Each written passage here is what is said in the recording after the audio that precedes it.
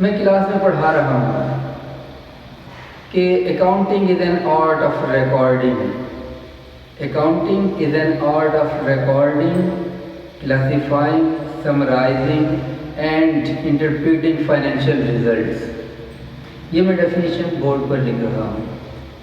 Board پر لکھتے ہوئے پیچھے سے مجھے آواز آتی ہے, عجیب و غریب سے کوئی آواز آتی ہے.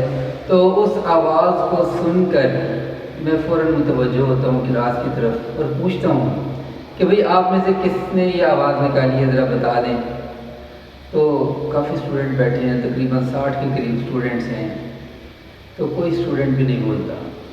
میں دوبارہ ان سے پوچھتا ہوں کہ یار کس نے یہ آواز نکالی ہے, بتا دیں ورنہ سب کو پنشمنٹ مل جائے گی. کوئی نہیں بولتا.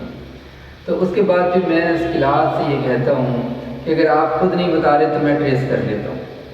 تو اب جب میں نے یہ کہا پھر بھی خاموشی چھائی ہوئی ہے, پھر بھی سناٹا ہے کلاس میں. تو میں نے یہ کہا, میں نے کہا دیکھو آدھے اسٹوڈنٹ اس طرف بیٹھے ہیں, آدھے اس طرف بیٹھے ہیں, درمیان میں رستہ ہے, اور مجھے اتنا پتہ ہے کہ اس سائڈ سے آواز نہیں آئی, میں ان سائڈ کو الگ کر دیتا ہوں, باقی یہ سائڈ ہے, بتا دو کس کی آواز ہے. اسٹوڈنٹ کہتے ہیں کہ اسٹوڈنٹ کی طرف سے خاموشی ہے, سناٹا ہے, کوئی آواز نہیں ہے. پھر میں کہتا ہوں یار بتا دو تو بہتر ہے ورنہ ٹریس تو میں کر لوں گا. تو اس کے بعد پھر کوئی آواز نہیں ہے, سائلنس ہے. تو پھر میں نے اگلی 2-3 روز کو, غالباً 2 روز کو میں نے کہا کہ یار ان میں سے آواز نہیں آئی, باقی اسٹوڈنٹس بتا دیں. پھر کسی طرف آواز نہیں آئی. پھر میں نے اسی طرح آخری جو 3-4 روز تھیں, 3 یا 4, ان کو میں نے ایکسکلوڈ کر دیا. میں نے کہا یہاں سے بھی آواز نہیں آئی, باقی رہ گئی ہیں 2 یا 3 روز. تو اب ان میں سے پھر میں نے ایک رو کو ایکسکلوڈ کر دیا کہ اس میں سے بھی آواز نہیں آئی, باقی 2 روز. پھر ایک رو کو پھر الگ کیا, پھر ایک رو باقی رہ گئی. ان سے میں نے کہا کہ آپ یہ بتا دیں, آپ 4-5 اسٹوڈنٹ بیٹھے ہیں, اب ظاہر ہے آپ میں سے کوئی ہے, باقیوں کو میں نے الگ کر دیا, تو آپ میں سے کوئی ہے, بتا دیں. تو جب میں نے یہ کہا تو اس کے باوجود کوئی نہیں بولا. دوستیاں بھی ایسی پکی. جب یہ کہا تو میں نے ساری رو کو اٹھا دیا. میں نے کہا جی آپ اٹھ جائیں, کلاس سے باہر نکل جائیں, اور آپ سب کی پنشمنٹ یہ ہے کہ 15 دن کے لیے میری کلاس میں آپ لوگوں نے انٹر نہیں ہونا. جب میں نے یہ کہا تو پھر ایک اسٹوڈنٹ بول پڑا, سر میری غلطی تھی, میں نے وہ آواز نکالی تھی, ان باقی 3 اسٹوڈنٹ کا کوئی قصور نہیں ہے, ان کو تو آپ بیٹھنے دیں. تو میں نے ان سے کہا, میں نے کہا اگر یہ پہلے بتا دیتے تو ظاہر پنشمنٹ ان کی نہیں تھی, لیکن اتنی مرتبہ پوچھنے پر بھی انہوں نے نہیں بتایا, تو اس لیے پنشمنٹ تو ان کی بھی ہے. تو پھر اس نے مجھ سے کہا کہ سر بہرحال ان کی غلطی نہیں ہے, میری غلطی ہے, تو اس لیے سر مجھے آپ سزا دے دیں, ان کو معاف کر دیں.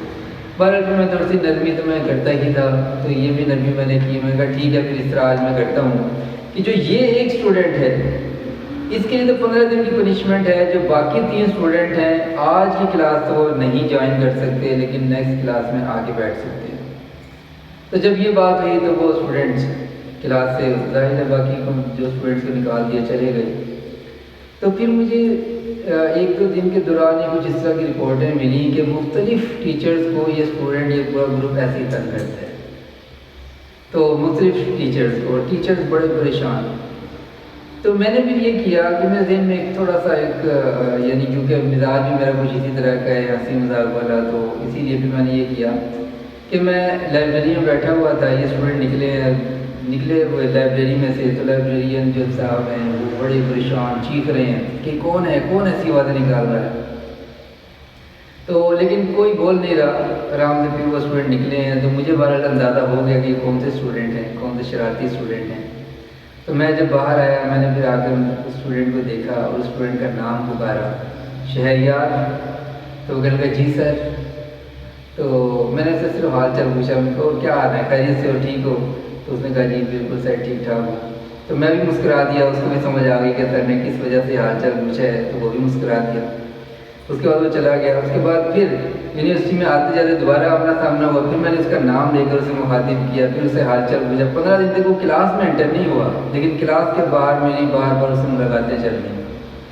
15 دن بعد کلاس میں انٹر ہوا تو میں نے یہ سوچا کہ یہ کیونکہ ایک لیڈر ٹائپ بندہ ہے اور اسی وجہ سے اس کے پیچھے باقی اسٹوڈنٹ چلنے کے لیے تیار ہیں, تو اس کو میں نے ایک خاص رول اسائن کر دیا کہ کلاس میں یہ رول تم نے پلے کرنا ہے, اور اس نے وہ رول پلے کیا, بڑے اچھے انداز سے پلے کیا.